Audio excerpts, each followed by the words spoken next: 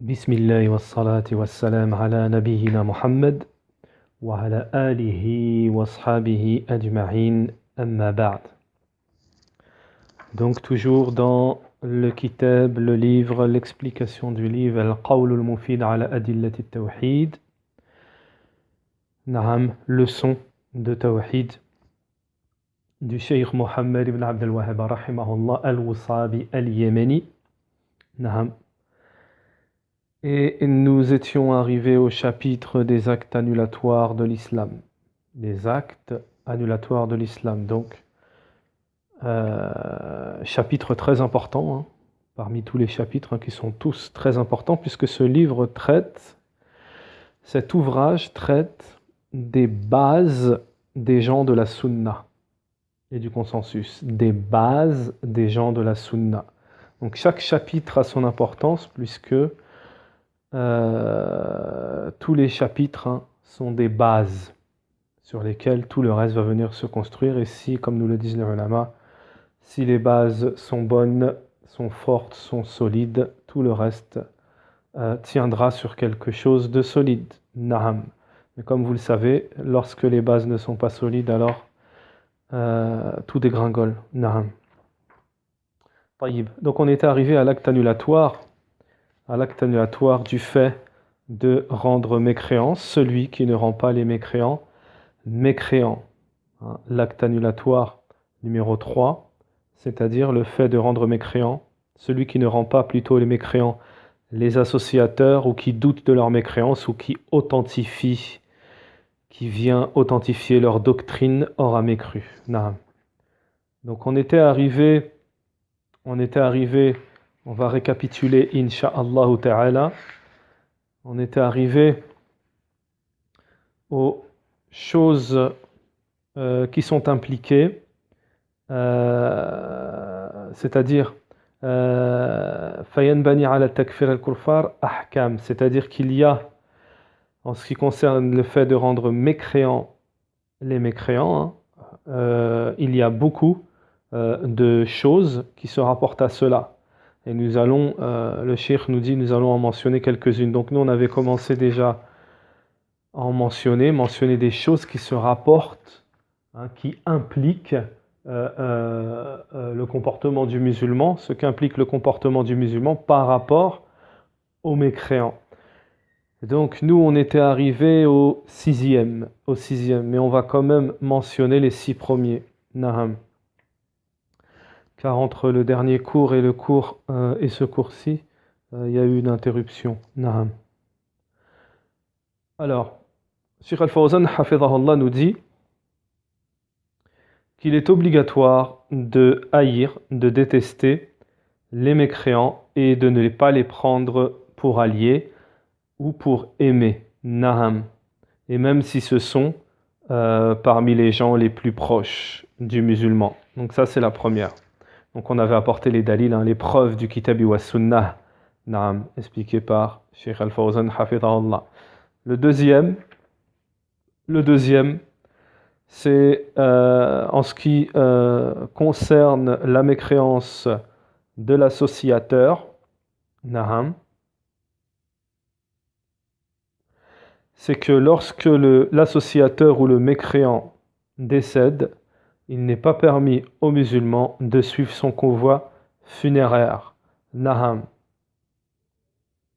Donc on avait pareil rapporté les dalils, les preuves du Kitab wa Sunnah, avec la parole de Cheikh, les commentaires de Cheikh Al-Fawzan, hafidhahullah. La troisième chose qui se rapporte à l'implication qu'a le musulman vers les mécréants, c'est que le musulman n'hérite pas du mécréant et le mécréant n'hérite pas du musulman. Ça, c'est la troisième chose. Quatrième chose, il n'est pas permis, il n'est pas permis aux mécréants de se marier avec la musulmane. Mais on avait expliqué aussi cela. Le cinquième,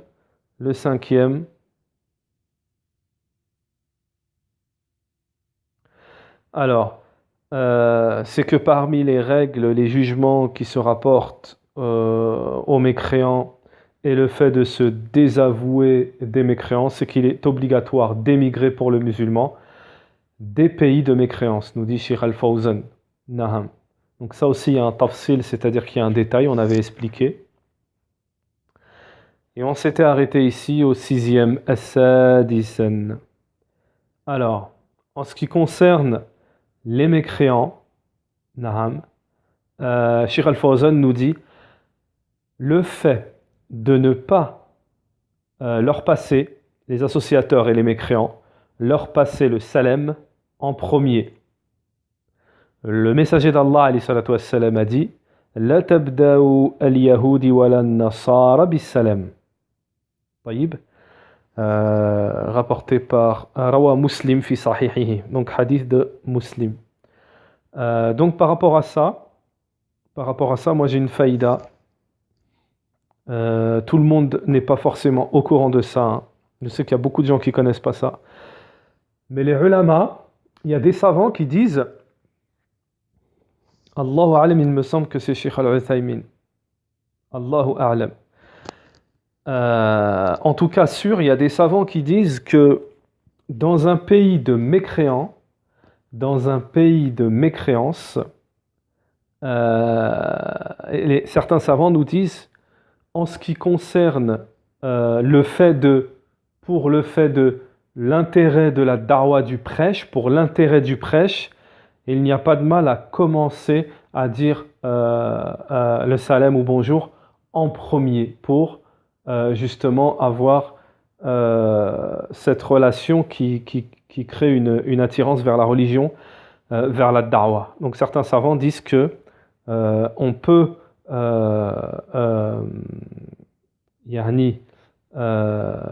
ne pas pratiquer cette chose qu'on vient de dire là pour l'intérêt de la da'wa dans des pays de mécréance. Naham. Ensuite, le septième, sabi'an, la septième implication, naham, c'est que, donc Sheikh Al-Fawzan hafizahullah nous dit, c'est que lorsqu'on se croise avec les kuffars, lorsqu'on les croise, par exemple on est sur un trottoir et on est face à face, de ne pas leur laisser le passage, de ne pas se pousser. Donc bien entendu, Sheikh Al-Fawzan nous dit, cela ne signifie pas qu'il faut leur interdire de passer, de circuler, etc. Mais on ne se pousse pas. Naham. La huitième, c'est de les empêcher de ne pas les laisser les laisser entrer à la mosquée sacrée de la Mecque. J'ai dit la mosquée, mais en fait c'est plutôt le périmètre sacré, parce que le périmètre sacré ne s'arrête pas uniquement à la mosquée Al-Masjid Al-Haram. Et bien entendu, Sheikh Al-Fawzan hafidhahullah va nous dire que cela est plus spécifique au gouverneur. Au gouverneur Naham. Donc, عدم تمكينهم من دخول الحرم المكي قال الله تعالى. Et Allah subhanahu wa ta'ala nous dit dans Surat At-Tawbah, donc la sourate numéro 9, le dalil, Allah ta'ala nous dit يا أيها الذين آمنوا إنما المشركون نجس فلا يقربوا المسجد الحرام بعد عامهم هذا وإن خفتم علية فسوف يغنيكم الله من فضله إن شاء إن الله عليم حكيم. Donc Allah Ta'ala nous dit dans Surat At-Tawbah, verset 28, Naham. Ô vous qui croyez, les associateurs ne sont qu'impureté, qu'ils ne s'approchent plus de la mosquée sacrée après cette année-ci. Et si vous redoutez une pénurie, Allah vous enrichira, s'il veut, de par sa grâce, car Allah est omniscient et sage. Naham. Après cette année-ci de l'an 8 de l'Hégire, Naham. La Mecque fut rattachée à l'État islamique. Mais c'est seulement un an plus tard que le prophète alayhi salatu wassalam envoya cette proclamation promulguant que désormais les polythéistes ne pourraient plus se servir de la Kaaba pour leur culte idolâtre. L'exclusion de ces pèlerins commerçants affecta l'économie de la ville sainte. Allah a rassuré les musulmans de la Mecque contre leur crainte d'une pénurie. Naham. Donc ça, Naham, c'est le numéro 8. Hein, les empêcher d'entrer au périmètre de la mosquée, plutôt du périmètre sacré. Donc Cheikh Al-Fawzan nous dit, le but de cela, ce n'est pas de les interdire d'entrer à la mosquée sacrée uniquement, mais c'est de les interdire d'entrer dans le périmètre sacré entier. Donc ensuite, nous avons la neuvième règle en ce qui concerne les mécréants, les associateurs. Naham, ce que cela implique, c'est que il est obligatoire au gouverneur de sortir tout associateur Naham, al-mushrikin ou al-kuffar, tout associateur et mécréant de la péninsule arabique. Naham, de la péninsule arabique. Naham, li'anna jazirat al-arab.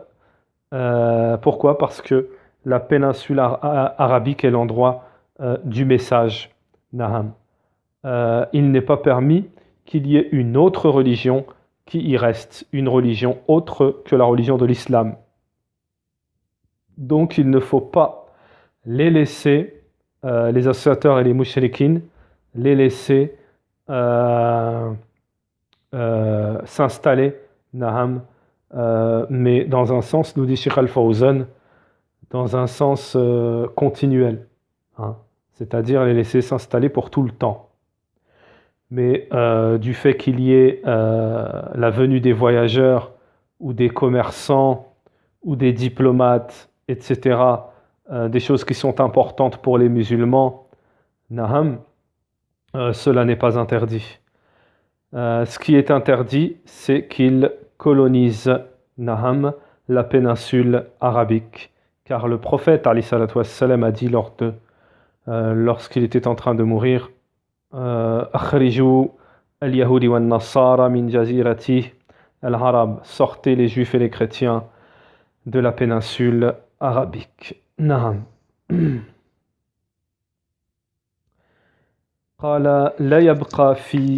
prophète aussi a dit, La yabqa fi jazirat al-Arab, jazirati al-Arab dinan, et qu'il n'y ait pas dans la péninsule arabique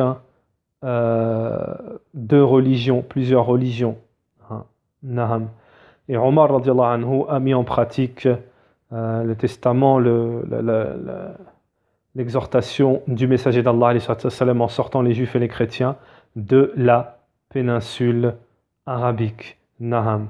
Mais lorsqu'ils entrent, Cheikh Al-Fawzan nous dit, mais lorsqu'ils entrent pour une entrée temporaire ou alors pour des choses importantes de diplomatie dans les péninsules arabiques, donc qu'ils n'ont pas, qu'on ne les laisse pas extérioriser leur rite.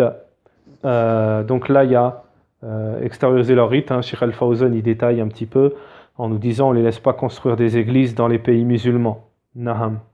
On doit les restreindre, hein, que les choses pour eux soient restreintes, qu'ils résident temporairement et qu'ils n'aient aucune capacité, hein, à extérioriser leur mécréance dans les pays musulmans. Naham.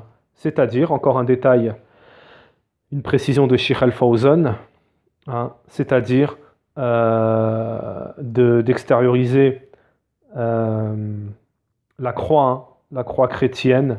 Naham.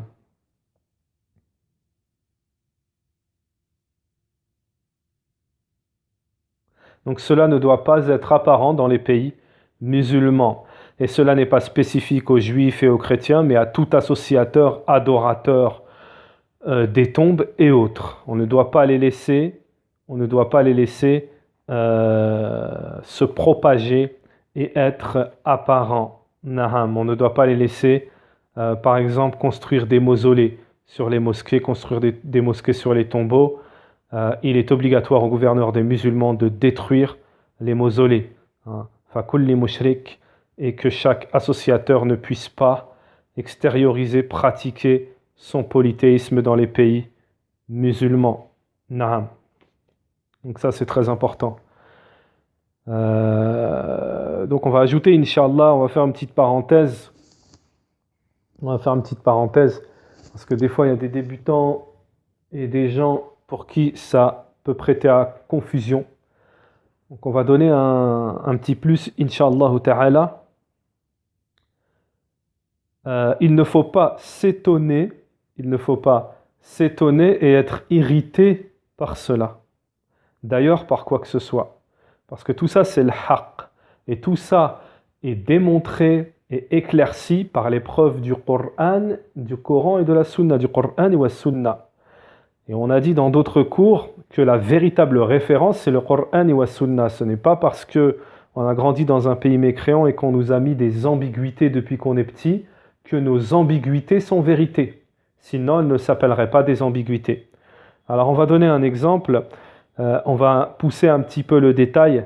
C'est que, d'ailleurs, le père des prophètes, Abul Anbiya, le père des prophètes a bien détruit les statues.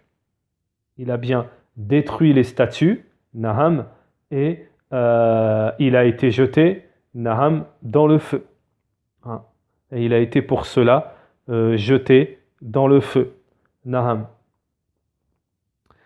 De plus, sachant que les religions, les autres religions, terme religion, Naham entre parenthèses, il faut savoir que ce sont des religions qui étaient authentiques à leur époque, c'est-à-dire à l'époque où le messager apportait cette religion, mais au moment où Mohammed Allah Ta'ala a envoyé Mohammed, toutes les autres religions deviennent abrogées et fausses.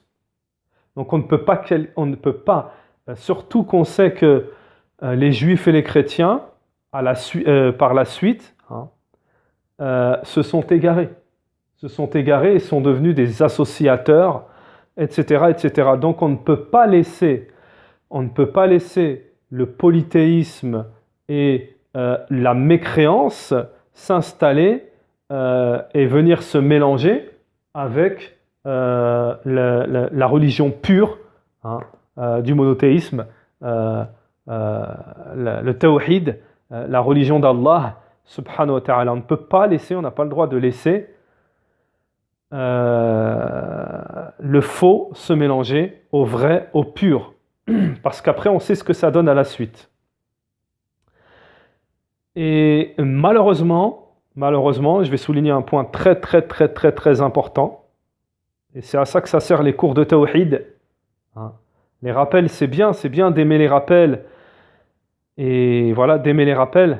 Mais il faut aimer encore plus les cours de tawhid. Parce que c'est dans les cours de tawhid, c'est là qu'on apprend ce qui va faire bouger, vivre notre cœur.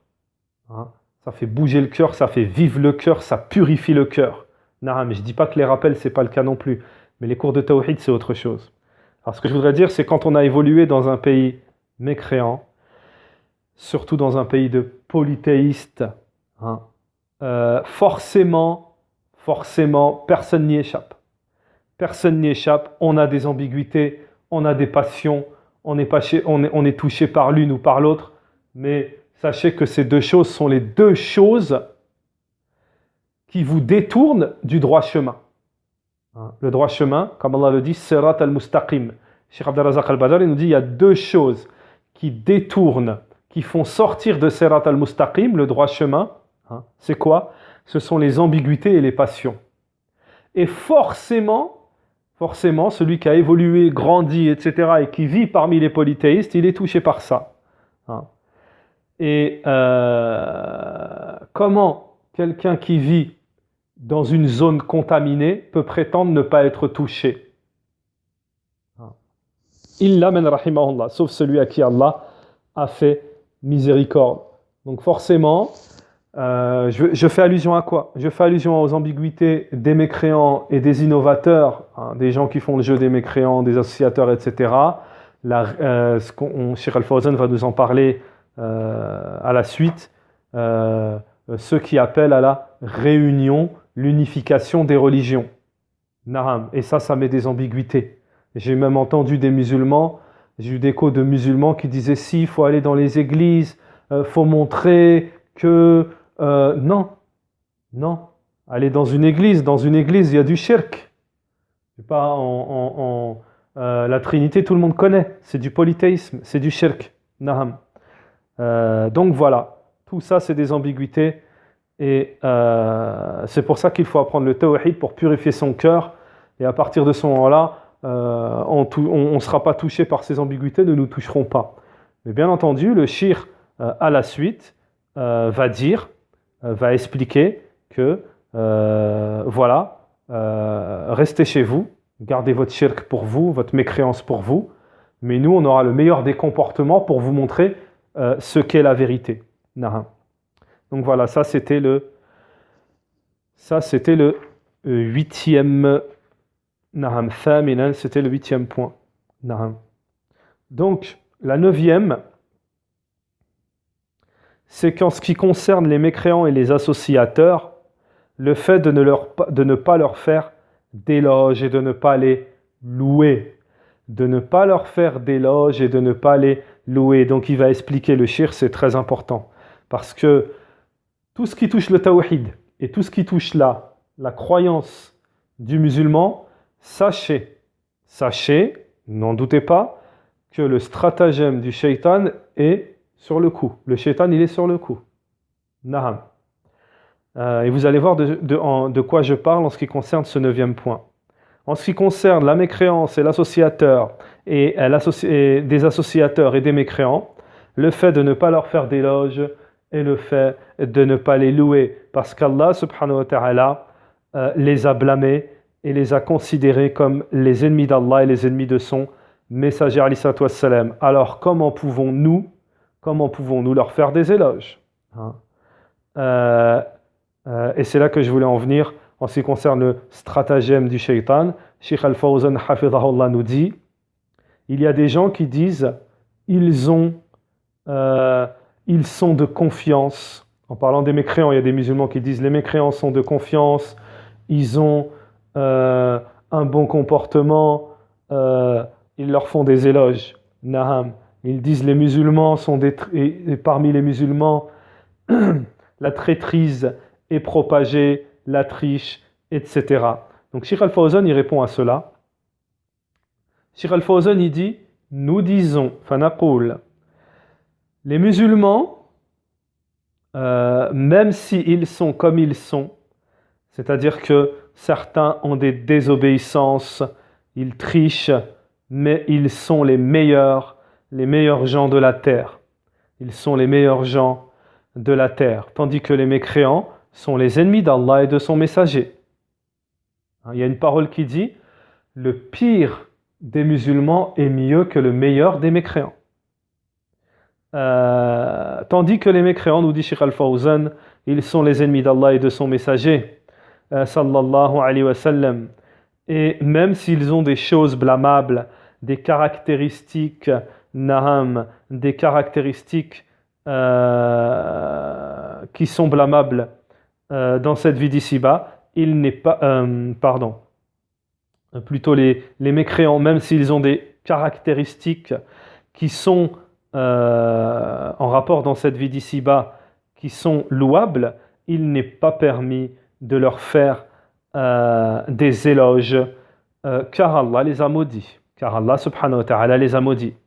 فإنما يجب علينا أن نذمهم لكفرهم بالله عز وجل.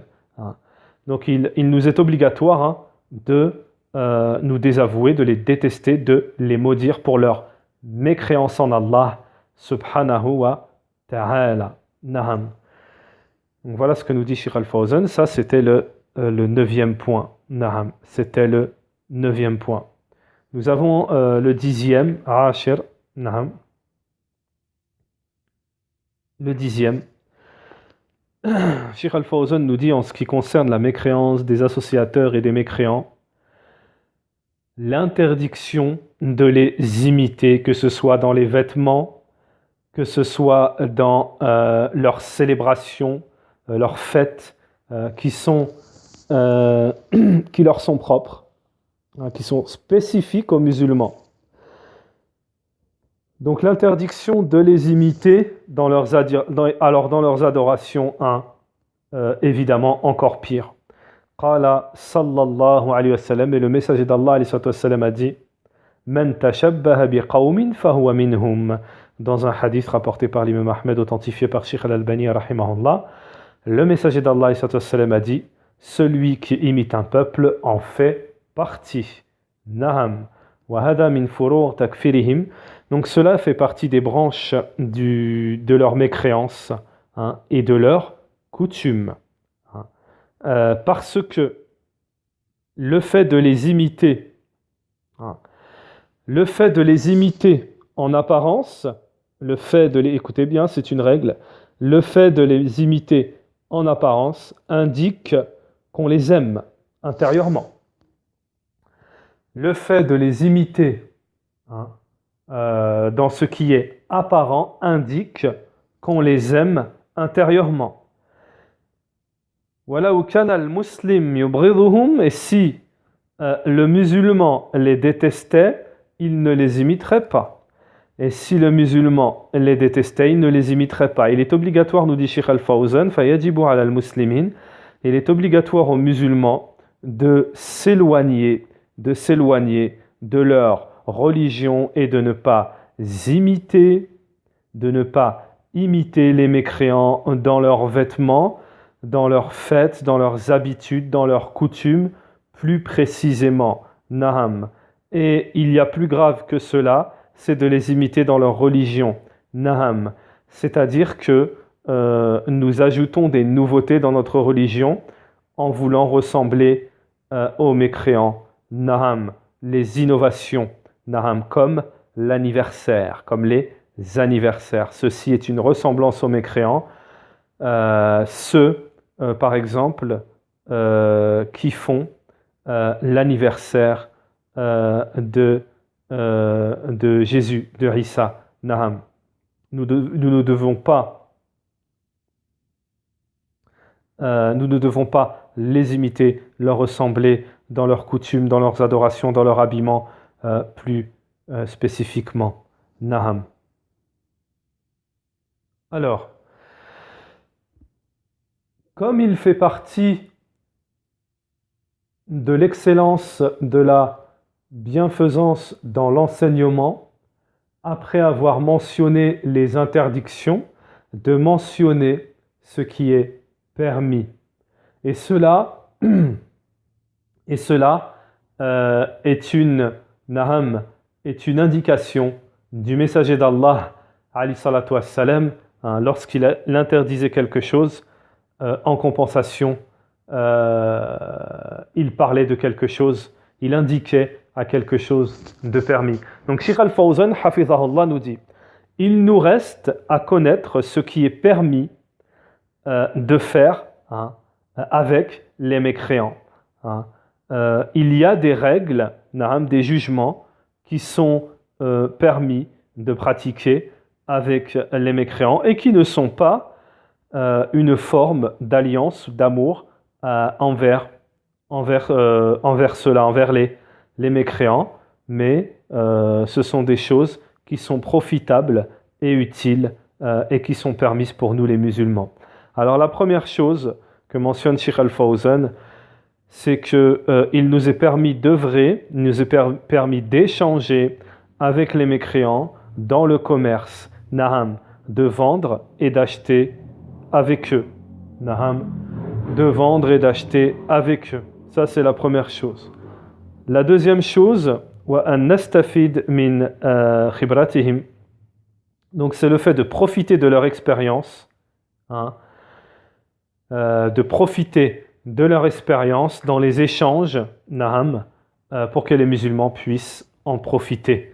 Naham.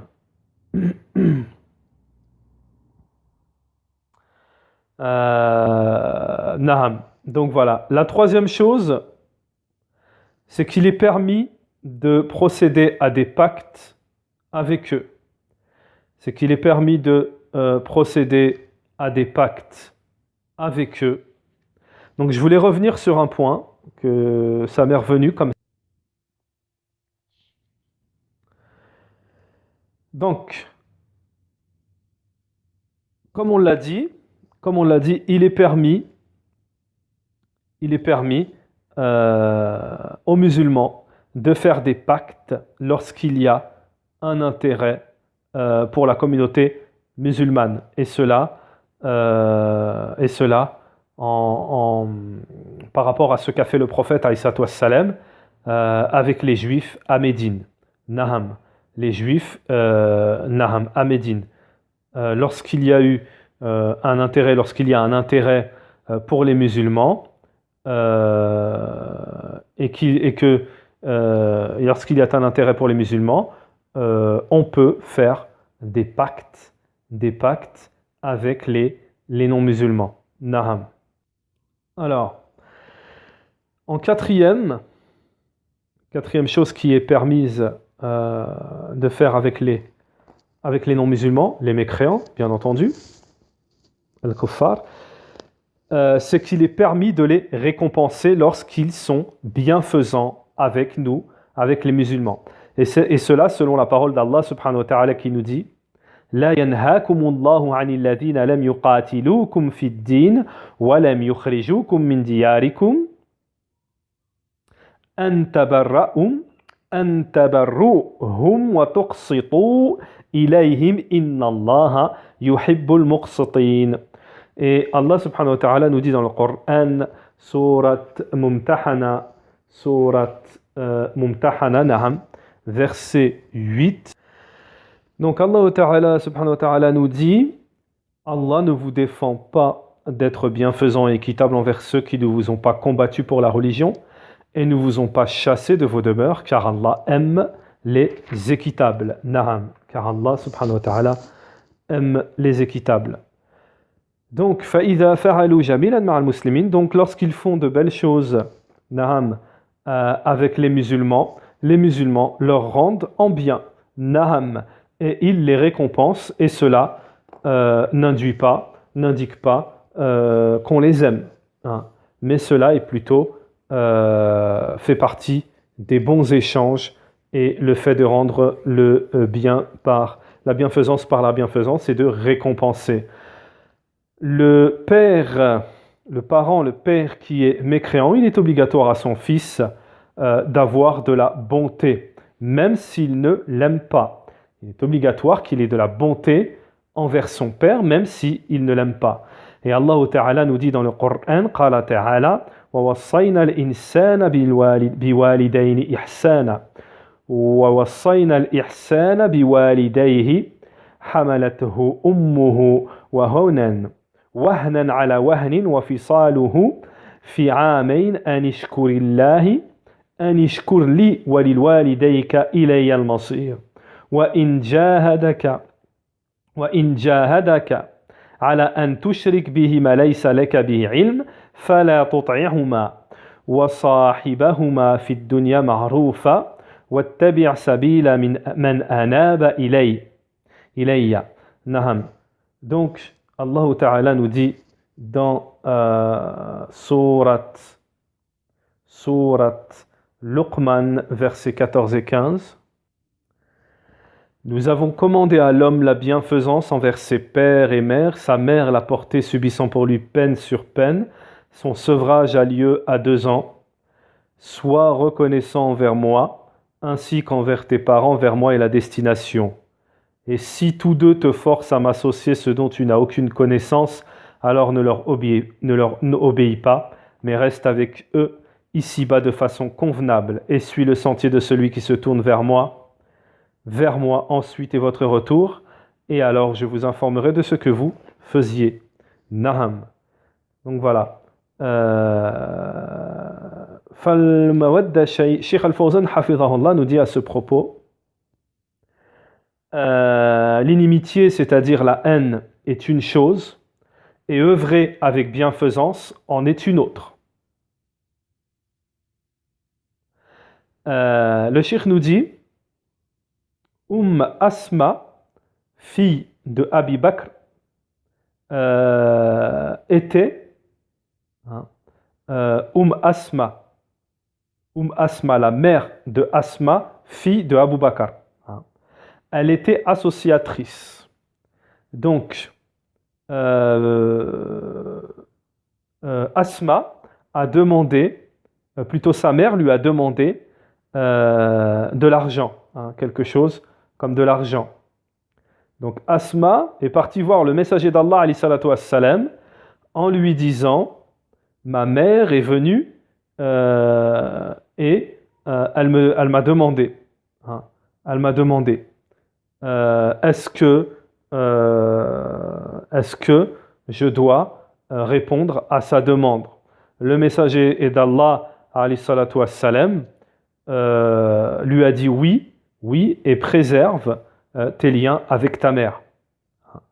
Donc Sheikh Al-Fawzan nous dit les choses de la dunya, de la vie mondaine et les échanges commerciaux et les récompenses, rendre le bien par le bien, et les échanges entre les musulmans et les kuffars dans les intérêts, dans ce qui porte sur les intérêts des musulmans, ne concernent pas la religion.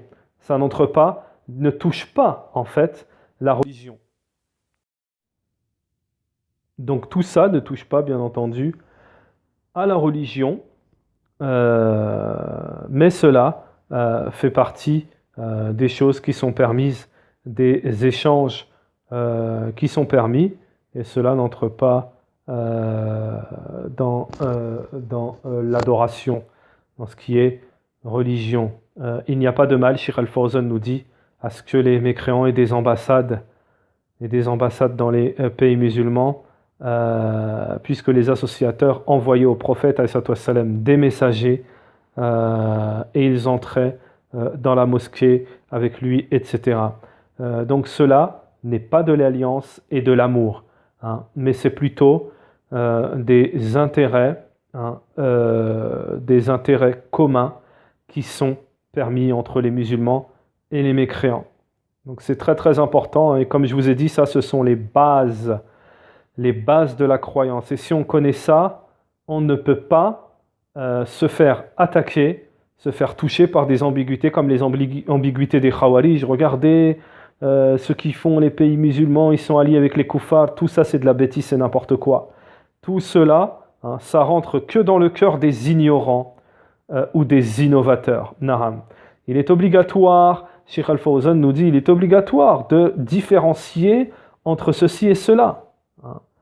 Il y a des gens qui mélangent entre ce qui est permis et ce qui n'est pas permis. Il y en a qui disent, faminhum man yaqul, il y en a qui disent, il n'est pas permis, naham, il n'est pas permis. Donc qui disent plutôt, il est permis. Donc il y a des gens, des ignorants, qui disent il est permis d'aimer les mécréants. Parce qu'Allah subhanahu wa ta'ala nous a permis cela, c'est-à-dire qu'il nous a permis d'avoir des échanges avec eux, de nous marier avec les chrétiennes. Donc il est permis de les aimer, il est permis d'aimer les mécréants. Et de ne pas nous diviser entre nous et entre eux. Donc ça c'est du laxisme, c'est de la négligence, nous dit Sheikh Al-Fawzan. Naham. Celui qui dit celui donc qui est à l'opposé, nous avons aussi celui qui est à l'opposé et qui dit qu'il n'est pas permis d'avoir des relations avec les mécréants à la base, que ce soit le commerce, que ce soit la diplomatie, que ce soit les échanges, que ce soit les récompenser pour leurs bienfaits. Tout ça, c'est le fait de s'allier avec les mécréants. Donc ça, c'est de l'ignorance. Sheikh Al-Fawzan nous dit qu'on doit, le vrai musulman, hein, celui qui suit la sunna du prophète, el kitabi wa sunna, à la femme salafun as-salih, sur la compréhension des pieux prédécesseurs, lui il est dans le juste milieu. Il ne fait pas ce qu'on appelle du roulou, de l'exagération, et il ne fait pas du laxisme, de la négligence. Naham. Sheikh Al-Fawzan nous dit hada laysa min al-muwala. Cela, nous leur disons que cela ne fait pas partie de l'alliance et de l'amour envers eux. Hein. Il est obligatoire de différencier entre ceci et cela. Hein, tout ce qu'on a expliqué au début du cours. Hein, entre l'exagération et le laxisme. Hein. La religion, c'est une religion de juste milieu. Hein. Il n'y a pas d'exagération, hein, d'excès, et il n'y a pas de laxisme, de négligence. Il nous est obligatoire, Cheikh Al-Fawzan dit, il nous est obligatoire de connaître cela et de connaître cela, hein, c'est-à-dire ces choses en ce qui concerne les koufars, ce qui est permis, les mécréants, ce qui est permis et ce qui n'est pas permis, plus particulièrement à notre époque, à une époque où se sont multipliées les paroles, hein, les interventions en ce qui concerne la religion, les interventions, le prêche sans science. Hein. On ne parle plus avec connaissance de la religion, mais on parle avec les passions. Donc il est obligatoire à l'étudiant en sciences qu'il connaisse ses jugements légiférés et qu'il connaisse ces choses-là. Et ceci est une chose importante qui se rapporte à la croyance du musulman. Naham. Donc voilà, c'est par cela que s'achève cet acte annulatoire avec Cheikh Al-Fawzan, hafidhahullah. Donc prochain cours sur le 4e et prochain acte annulatoire. Inch'Allah, subhanakallah wa bihamdik, wa ashhadu an la ilaha illa ant, wa astaghfiruka wa atubu ilayka, wa sallallahu wa sallam ala nabiyyina Muhammad, wa ala alihi wa sahbihi ajma'in.